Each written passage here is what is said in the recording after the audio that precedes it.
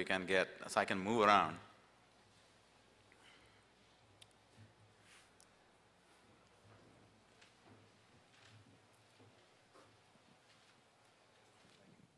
Thank you very much.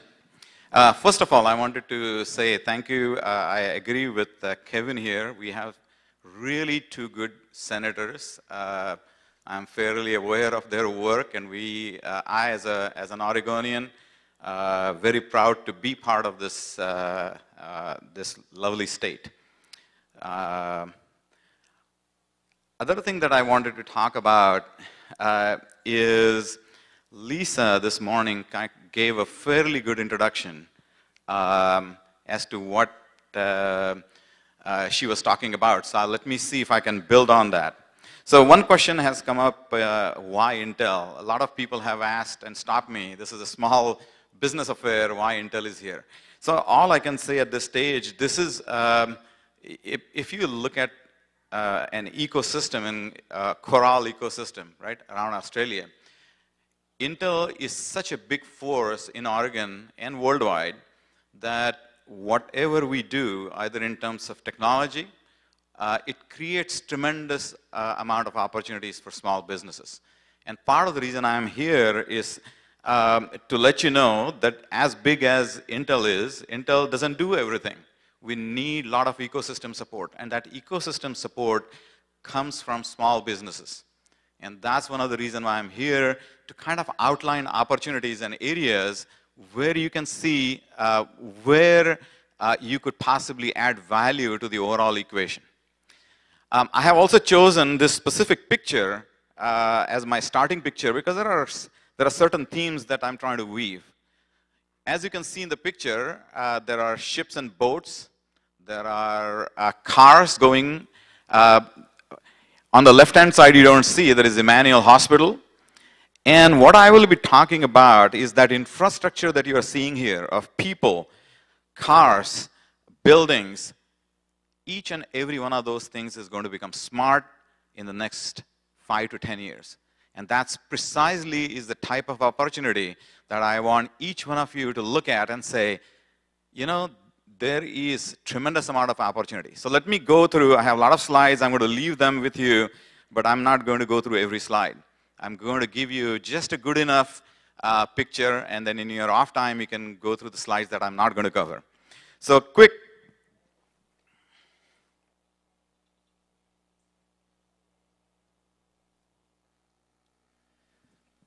I think I work for a technology company, and I love technology.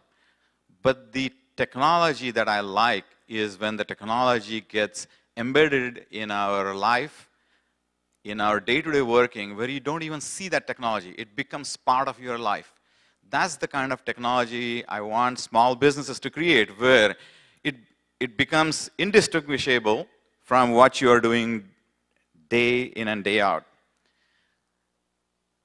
In order to outline what I want to do is I wanted to give a quick picture. I'm going to outline the vision of the future. I'm going to outline some future trends. I'm also going to be talking about what is required to implement that vision. There are going to be some roadblocks, and as you know, roadblocks means opportunities. Every time there is a hard problem, there is a lot of opportunity for businesses, especially small businesses, to innovate and excel. And I hope that I'll try to outline some key opportunities where small businesses can look at and say, these are the places I can innovate. And at the end, it is all about a number of agencies working together. Here are many departments off, whether it is energy or transportation or National Institute of Health.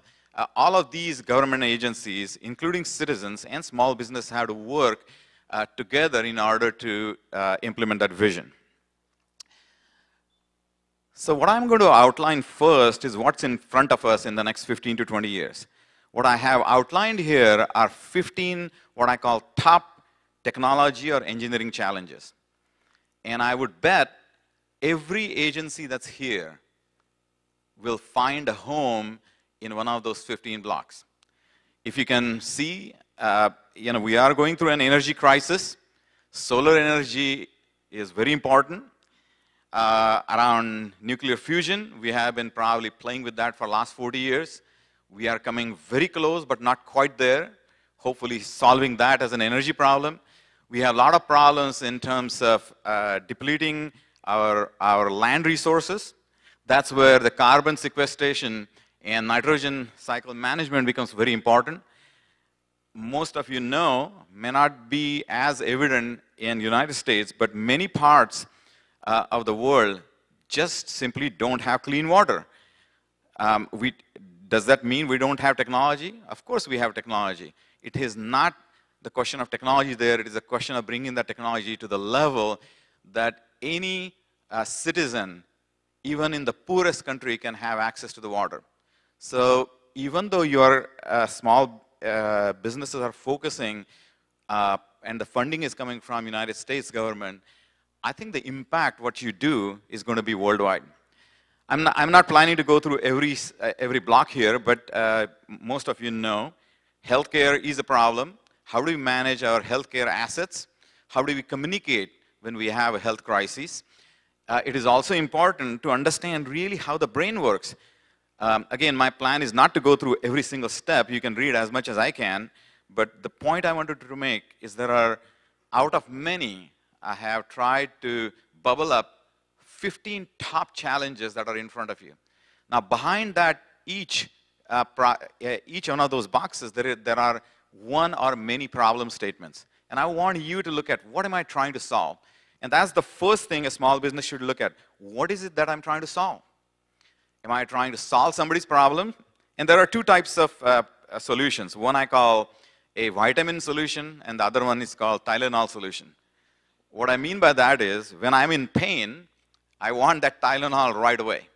So you need to look at problems saying, what are the immediate problems? Then there's a second set of problems that are, I want to make my health good. So those are the vitamin kind of problems. Those don't bite me right away, but those are still the problems to be solved for long term. As I look through, the theme that I wanted to get across was, in the future, if you were to ask me, what does the future look like? And by the way, I have been doing this future business for many years, very successfully. A lot of things that you will see coming out in 2012 through 2019 from Intel. I have at least a small thumbprint in many of those innovations. One of those things that you will see in the future is everything is going to become smart. Think about you going to a Safeway to be able to hold an apple and to be able to see where that apple came from, how long it had been sitting in the warehouse, what kind of chemicals are sprayed on that apple, what is the freshness, what is the nutrient content. That's what I mean by being able to interrogate objects around you. Think about another incident a few years ago when we had that mishap on Mississippi River where the bridge went down. Those are the types of disasters, if the bridge was smart enough to be able to tell people saying, hey, I'm crumbling, come and help me, maintain me. That would have alleviated a loss of many millions of dollars for a fractional cost in terms of sensing and sense-making its own health. So think about everything that you are seeing here, whether it is management in the home, whether it is management of energy, electricity, gas, or water, whether it is managing our infrastructures, whether it is managing this picture is not very clear, but what it is, it's a huge vertical parking lot. To be able to, and you can see a vertical rod, and it's a probably 20, 30-story parking lot. You can see many examples. Management of health, even what you see on the right-hand side are some medical tablets. The tablets would actually tell you that you have maybe taken the dose for the day. Sometimes if you're old, which I'm not yet, but when I do become old, I want to make sure that I'm taking the right dosage, right number of times, with the right time spacing. All these things I want, it's not question, sorry, I misspoke. Not I want. All these things are eventually going to become smart. They are going to know, they are going to tell you. Now, there is a problem with that. The more information there is, one step before them. if everything is going to become smart, smartness also has to do with being aware. What's happening in my surrounding? Whether it is between my devices, what's happening in my environment? Is there a chemical spill near on the road where I drive? That might be looking at the environment. What's happening to me? What is happening to my vital signs? Should I automatically be notified saying, hey, you better go out and see a physician? What's happening in the social world? What's happening to my friends? What's happening to my relatives? What's happening on the planet? Many times, people who live in Northwest have seen volcano erupting, St. Helens, and a lot of you know that the dust that came out went around Earth 16 times. So what happens in Northwest affects every place in the world. A lot of you know, if you look at the wind patterns around the globe, you can see that we are not isolated. What happens in terms of pollution in China or earthquake somewhere else, we are all connected. I think that's the notion of when I talk about planet. And the last part, what's happening in the universe?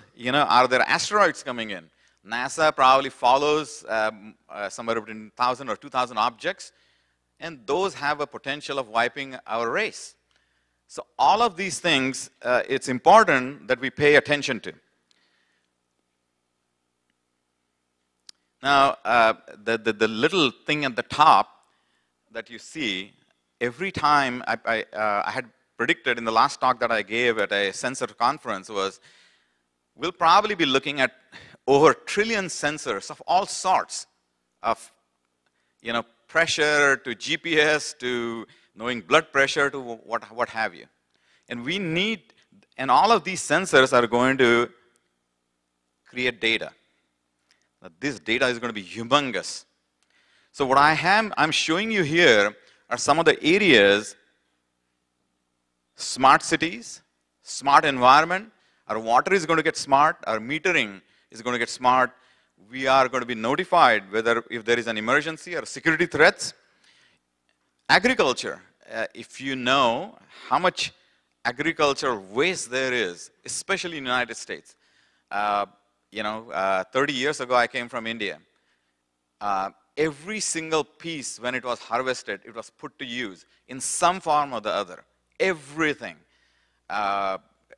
If we harvest coconuts, every piece of that. And it's important that we actually use everything that we produce. I'm also going to look at retail efficiencies. When a truck goes from Atlanta to Portland, am I using that truck efficiently? Am I using the capacity efficiently? Am I using the fuel efficiently? Am I taking the maintenance care that I need on my fleet? There is one new word that I learned about 6 months ago called domotics, which is related to home and home management, all the resources. I'm going to be going and sifting through a few examples to show what I mean by each one of those. I'm not going to go through all 12, but those things are in the PowerPoint. So look at the first one, which is smart city. I just spent a whole day in the city of Liverpool talking to the mayor and meeting about 15 to 20 government agencies, people, and saying, what exactly smart city means to you? It can mean many things. It could be congestion control. It could be pollution control. It could be that certain areas are not economical if you're driving and if you're trying to save time. It could mean in certain areas the noise level is so high that you probably don't want to go through that area within smart city. But the funny thing is, all of us would like to have that information at our fingertips so that we can manage our time and resources.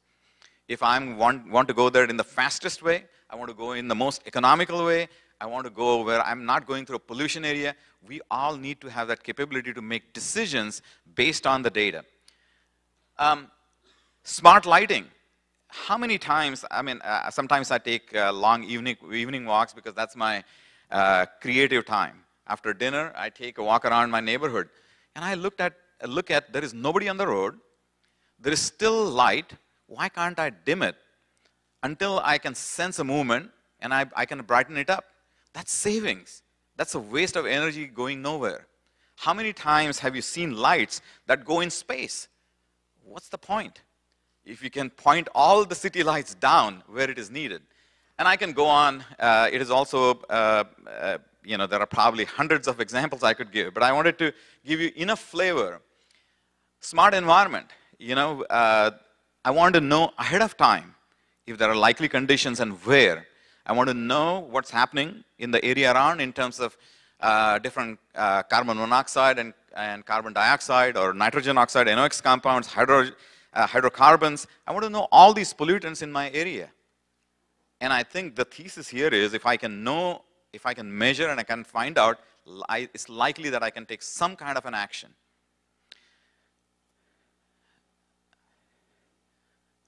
Moving on, smart agriculture. You can look at agriculture waste. Many times the way, if you drive on I-5 from here to California, you will see farms being watered. And there is tremendous amount of water just being wasted. Technically, there is no reason why water cannot be applied right at the roots where the plants need most water. How do we find that we have the best agricultural methods, best seeds, best fertilizer, when they are needed, to the type of result we want? The result could be, in some areas, it could be the amount of crop you're getting. In another case, it might be you want to maintain the vitality of the soil. But no matter what decision you end up taking, you need to have the necessary data. There are other areas. I gave a couple of areas here about soil in wine countries and other places. But I want to know about environmental factors, snow, wind. And I was reading in the local newspaper, Oregonian, recently, Sandy. There were 2 statisticians who had actually predicted Sandy and the size and the wrath it was going to deliver about a week ago. And that is powerful information. That information probably saved thousands of lives. Let me go through a few more because I think I want to go to the meat. Smart animal farming. Today, if you see animal farms in Arkansas, there is a small cubby hole. All they do is eat and poop, eat and poop. Many animals, that's what happens. And if you want to get good quality meat, it is important that these animals actually roam around. They have exercise. It is important, there is an example where in Finland, a gentleman literally bought about 50 phones and tied them to sheep. So he knew exactly the XYZ location of a sheep. He knew exactly how the sheep were going from one point to the other, how much exercise they were getting, what they were eating. Now, that is powerful information. It is also important, animals also go, just like we get diseases, animals get diseases. I want to know that ahead of time before the whole flock of animals get affected. I want to know that ahead of time.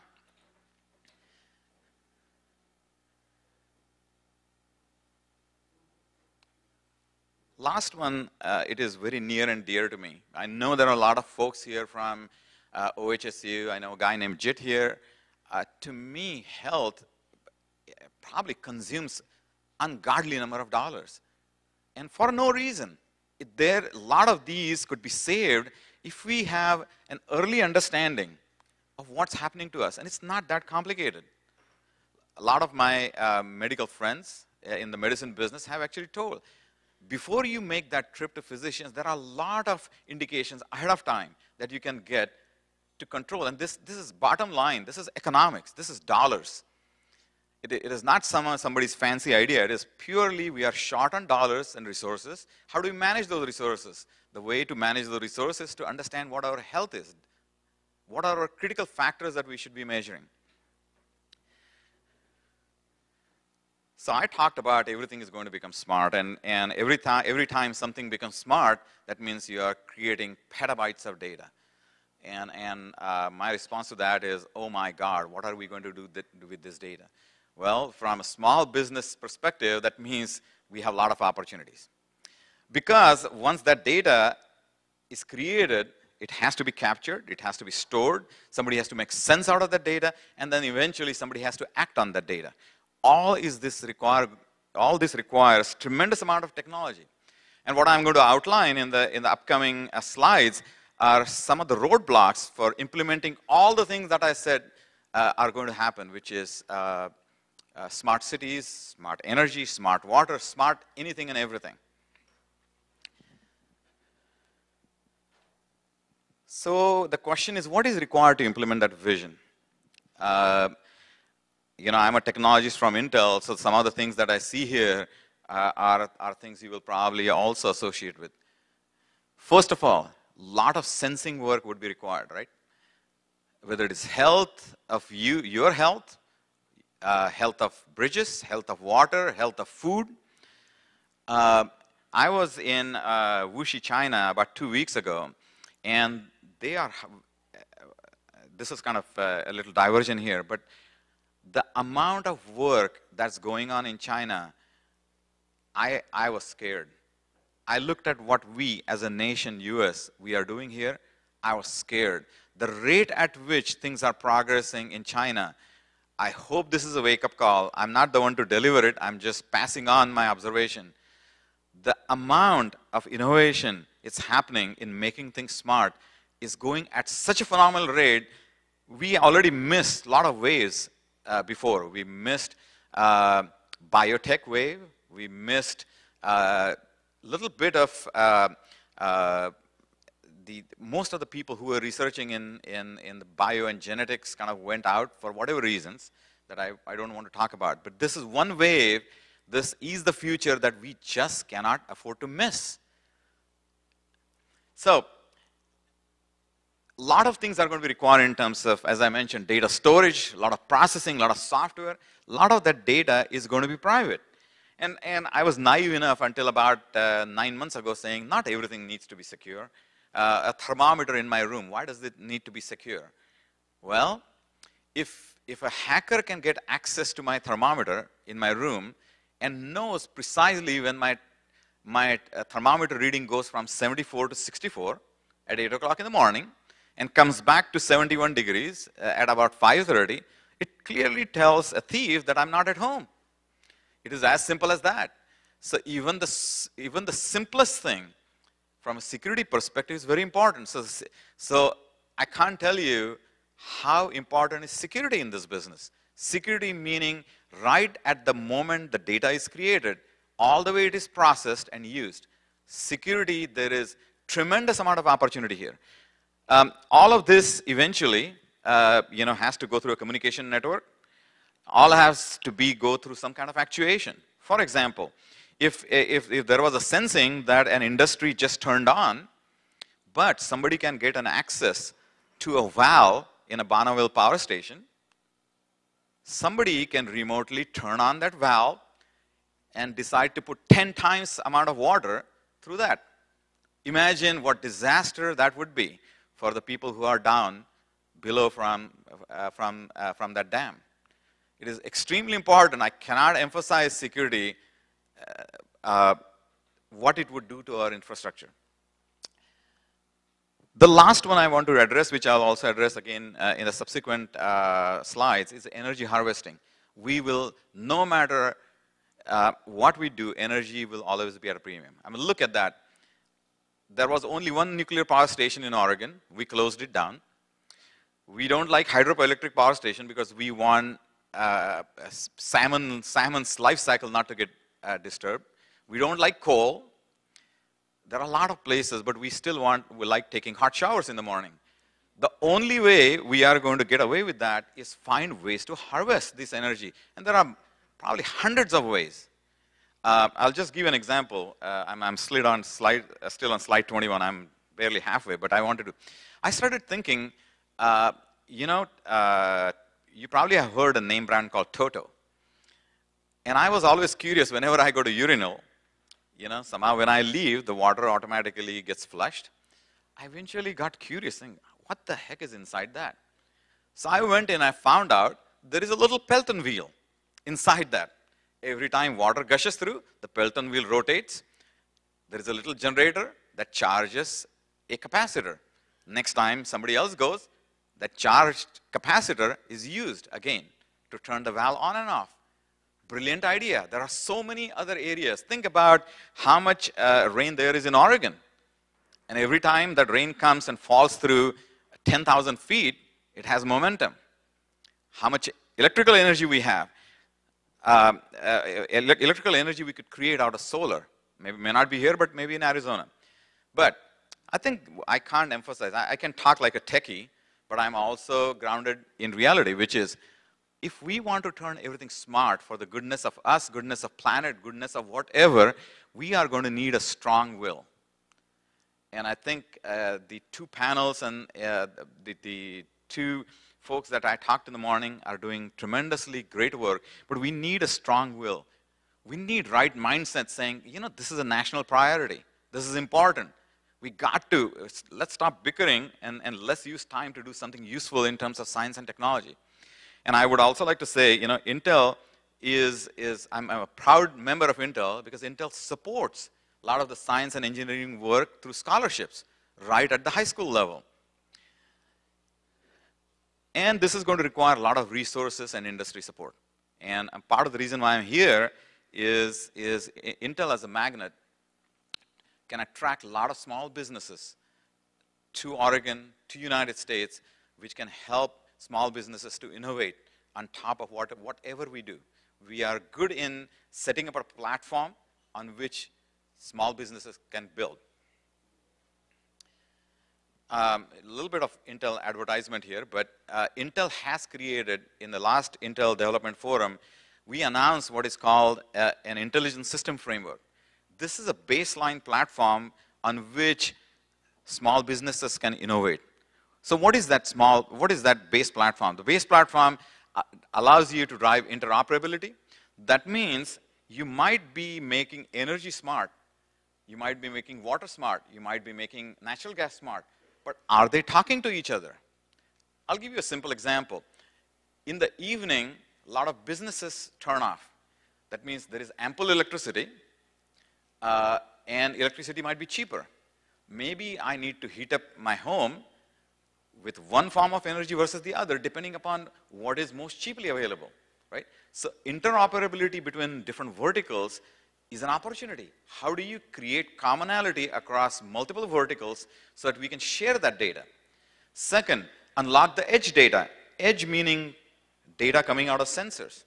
How do you innovatively use, we have tremendous data.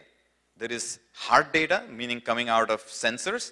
There is soft data coming out of from the web. For example, if there is a school closure because of snow, that's a soft data coming to me telling, hey, you pick up your children early, right? This second part, unlocking edge data, is really enabling data sharing between device and the cloud. The third is filtering data. A lot of that data is useless. You know, we always create buzzwords. One of the buzzwords we are creating is big data nowadays.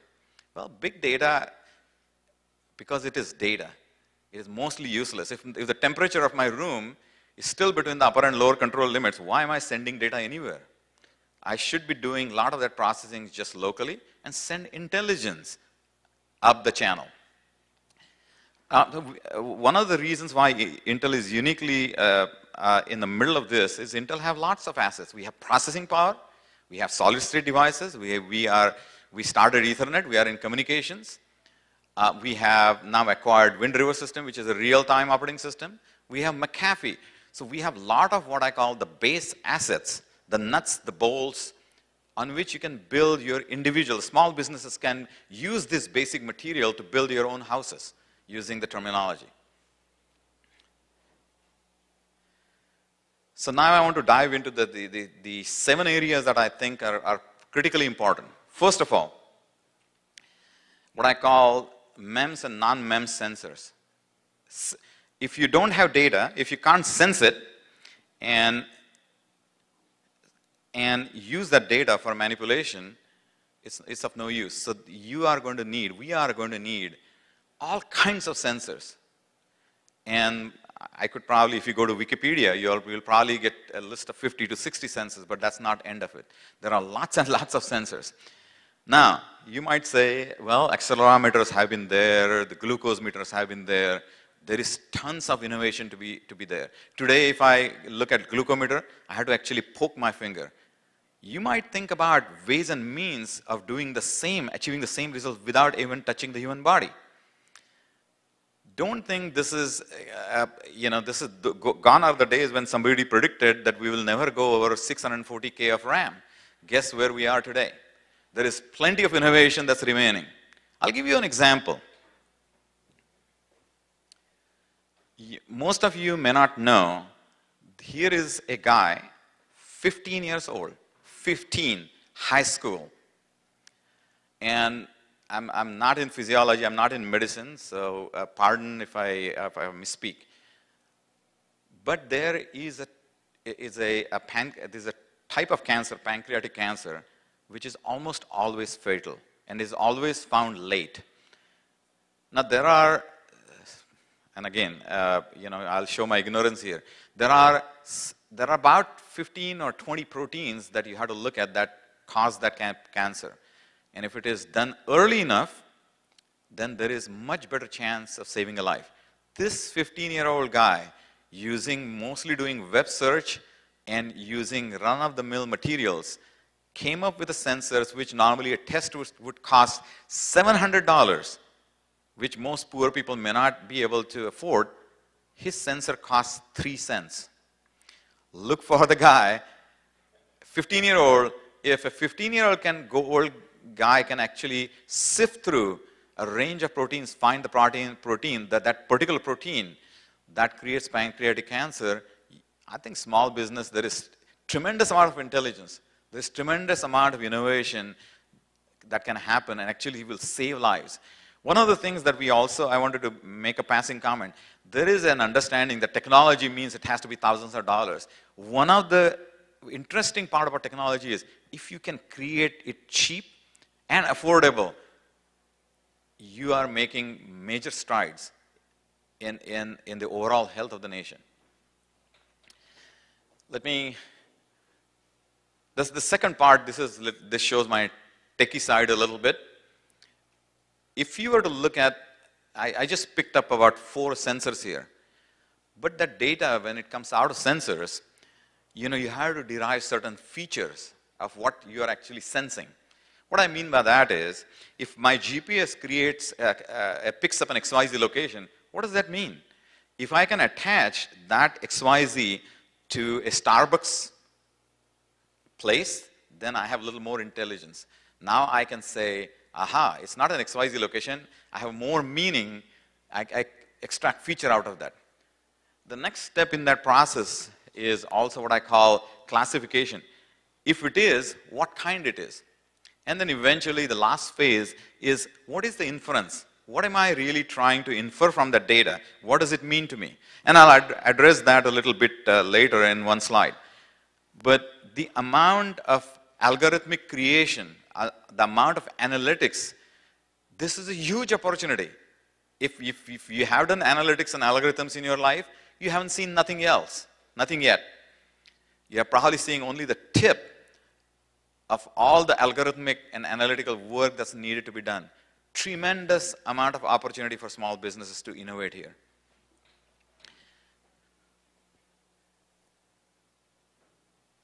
The next one is, when this data is created, I already talked about that some of that computing needs to happen at the very edge, because you don't want to send dumb data up the channel. Most of us are very familiar, right? And using the term from the morning, in the first case, I have a number of sensors around my house, and they talk to a local cloud. They could be, when I say local cloud, the local cloud could be my home server, or it could be Yahoo, or some other place other than my home. One thing that we need to spend time is devices around the home. We need them to be able to talk to each other. I want my microwave, refrigerator, my Nike unit that I might wear around my wrist, all of them to talk to each other. And you might find that there are tremendous, when we put sensing together from different sources, it always ends up creating higher level of intelligence. So the question is, how do you get the data from a variety of sources and make a meaning that has a higher level of intelligence? You are probably also aware of the model here, which is the data kind of gets uploaded either through your home server to a big server. Now I want to lay an extra challenge here. That's a simple world on the left-hand side. The world on the right-hand side is the most complex human beings have ever seen. I'll give you an example. And by the way, I wanted to point you to a book, if you have not read. It is called The Natural History of Innovation by Stephen Johnson. If you have never read it, it is the awesomest book on innovation. So one example they talk about that is pre-9/11, there was fair amount of data of activity of somebody wanting to take an aeroplane and hit the World Trade Center. So there was intelligence. There was another piece of intelligence coming out of Minnesota from a flight school that some gentleman named Musavi was taking flight courses as to how to fly Boeing 747s, how the doors operate, what are the security features. Now these are two silos, tremendous amount of information, and the funny thing is, and by the way, these are ones not from my own mind, these are from the book. These two incidences did come into FBI as two independent incidences. What didn't happen is collecting and connecting those two dots together and making a common sense out of that. Now, I don't know whether that would have prevented the attack, but at least varied pieces of information needed to come together to be able to make a higher level of sense. I think that's the point I want to make on the right-hand side. I'll give you another example. Somebody from Asia lands into LA carrying TB. So he is already infected. He gets on an airplane to go to Toledo. He is in his plane, there are 200 people. Each one of those 200 people either will end up in Toledo or go forward, right? You want that information about health captured and communicated to CDC in Atlanta right away. So every time, now one thing that I'm not going to go into is, what about my privacy? I think I'll leave that to the pundits who deal with personal privacy. But the very fact that if I can track who all got affected, so if at any time in Podunk Place in Wisconsin somebody had TB, I can probably look at and should be able to trace that back where that came from and be able to not only that person, but who else got affected. So it is also about epidemics that can spread around the world, but to be able to trace them. So not only vertical silos, all these silos have to talk to each other. And the level of algorithmic development, the level of analytics that's required is tremendous.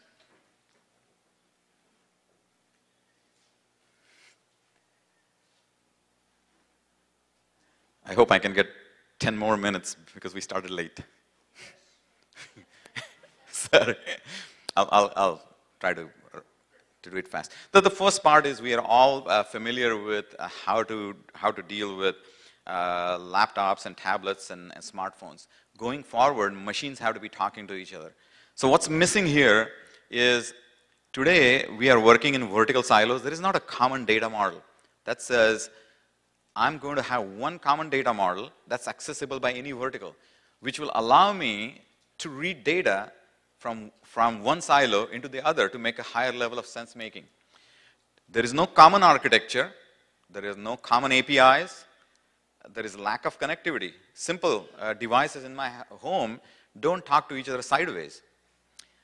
And I kind of summarized that by saying there is no mesh architecture where devices talk with each other. That's a tremendous opportunity. Now, I have been talking about data, sensor data, and I like this pyramid of sensor data, information, knowledge, and wisdom. What do I mean by that? An XYZ location from a GPS is a sensor data. That there is a Starbucks location, turns that data into information. If Sandy goes to this Starbucks 3 times a week to the same XYZ location, now I have a little more knowledge about Sandy. Maybe Sandy likes coffee. And the wisdom part comes in is next time I'm in London and the system tells me, by the way, that you like coffee, there is a Starbucks around the corner, you might actually want to buy some coffee. That's a simple method of this. Now, we have a tendency,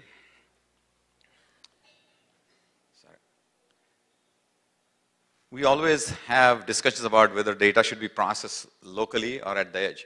One way, you can send all that data and clog our 2G, 3G, long haul, whatever networks that are available to us, or we can send that large data and process it locally, and only intelligence goes up. This actually avoids a lot of big data problems. I also mentioned about, on the very left, I have categorized it as a strategist. I like the 2x2 matrix. On the first left-hand side, what I call very personal data. Very personal data meaning something only about me, my credit card information. On the right-hand side is my public data. I'll give you a simple example why it is important to have my data public. I may not want my wife to know my GPS location throughout the day, but if I see a pothole while I'm driving on I-5, I should be able to just click a button, that information gets uploaded to Department of Transportation and says, at this XYZ location, there is a pothole, fix it. Now that's what I mean by taking my private data and making it available for crowd. There might be some data that I might share within my friend circle or my family. That's what I call peer data. All this information needs to go into a public data, and I think in the morning, we did talk about London example about data. And eventually that provides a lot of services back to the individuals. Again, tremendous opportunity. And the last one is the most, I think, we need across the nation. I think we have been kind of ignoring this because we have so much energy. Only in about last 10 years now we are seeing the pinch in terms of gas prices going down. But we need to innovate heavily into what I call comprehensive energy harvesting. And what I mean by that is when one source goes down, the other helps. At night when there is no solar, maybe something else brings in energy. So that's what I mean by comprehensive energy. So to wrap it up, I want to have next 2 slides to just outline what are some of the opportunities. So as I mentioned, roadblocks mean opportunities for small business. The first one is sensors. If we can make them cheap, efficient, low power, there are many opportunities around bio and health sensors. Even there are sensors around finding what emotional states you are in. I think I can't emphasize enough that we need a lot of algorithmic and low-level analytics where we do the feature extraction, classification, and inferencing. Some of the sensors are fast sensors. Cameras and audio sensors are very fast sensors. Especially, most of you know there are more cameras in London than there are people. Constantly looking at if there are terrorist activities. Now that processing has to happen at a real-time speed. You not only need to have feature extraction, but you also need to have activity extraction to be able to look through a stream of data and look at some very specific suspicious activities. Sensor fusion. You know that sensors depend on each other. For example, in this room, humidity and temperature sensors have to work together to create the right level of comfort. Many sensors have to work together, which is what I call sensor fusion. Computing at the edge versus cloud. You cannot say that the computing has to happen at the edge or the cloud. It has to be a flexible model depending upon the situation you are in. It has to be a distributed model. It has to be flexible. Sometimes it is closer to the edge. Sometimes it's closer to the cloud. That's a tremendous opportunity. I already mentioned about end-to-end security. I'm not going to spend enough time there because I think I have spent a lot of time in really bringing out that importance. Communication. I talked about devices between each other be able to talk. You don't have to go to an access point. You don't have to go to a server. You don't have to go to a cloud to be able to talk. This is quite evident when my child, instead of talking to me, sitting next to me, wants to go up the chat channel all the way up and then come down and sending me a chat where my child should be able to say, hey, Dad, come for dinner. Right? That's what I mean by side by side. There are other issues. I think security, I did talk about security, but to be able to partition my data, what is my truly private data, what is the shareable data, what I can use for crowdsourcing. I think I mentioned about energy harvesting. I also talked about analytics, which is not only analytics within my energy silo or my transportation silo or my clean water silo, but having analytics that takes care of multiple of those sensors together.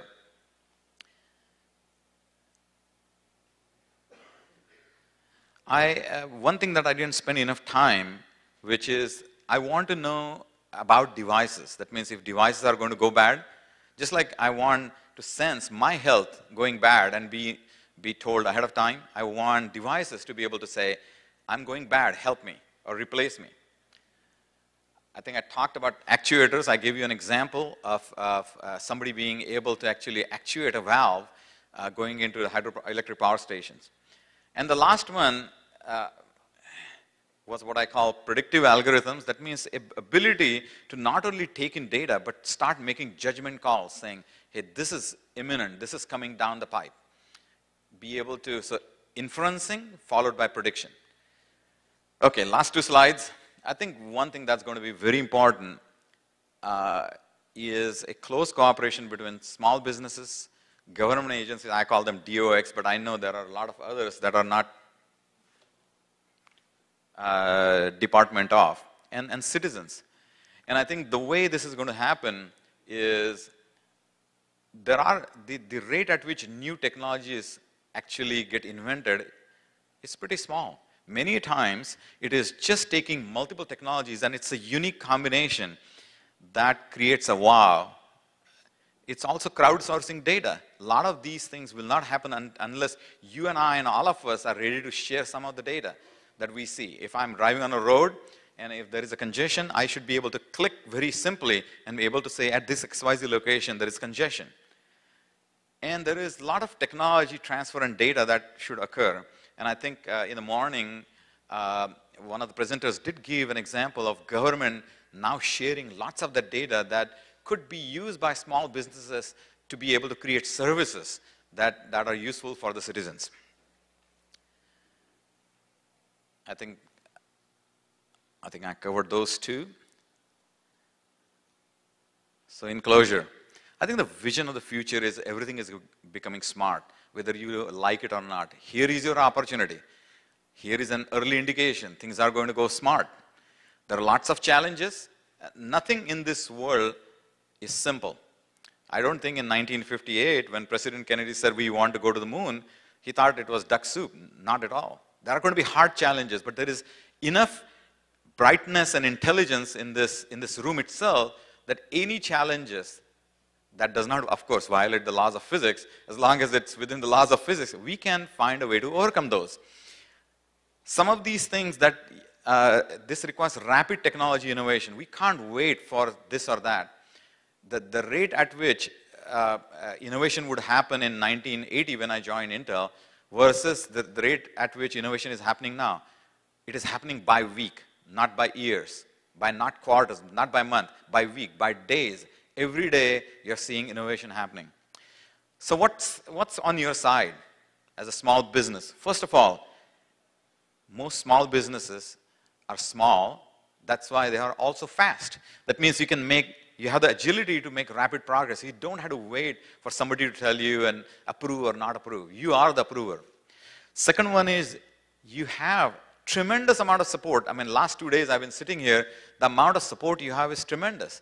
If I was starting a business and going to a VC, I have to go through probably an order of magnitude more pain than you are likely to. And the last one is there is a lot of these technologies also available from various departments, government departments, that you can actually use. I wish I knew. There used to be a magazine called NASA Technical Briefs that I would get in early 80s. And it had tremendous amount of information around how NASA wants to transfer that technology.